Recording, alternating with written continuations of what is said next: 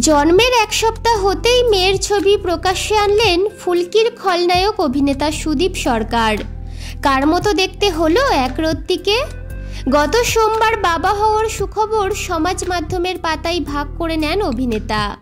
তাদের কোল আলো করে মেয়ে এসেছে, সে কথা একটা ফটো কার্ড শেয়ার করে ভক্তদের জানান। আর এবার প্রকাশ্যে আনলেন একরত্তির ছবি।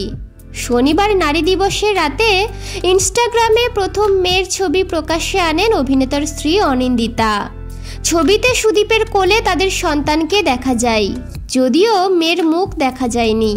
তাই একরত্তিকে কার মতো দেখতে হলো তা বোঝার উপায় নেই। তবে এই মিষ্টি পোস্ট দেখে অনুরাগীরা ভালোবাসায় ভরিয়ে দিয়েছেন। ফুলকি ধারাবাহিকে কেমন লাগছে সুদীপের অভিনয়? কমেন্ট করে জানান। টেলিপাড়ার এমনই আরও আপডেট পেতে চ্যানেলটি সাবস্ক্রাইব করে সঙ্গে থাকুন।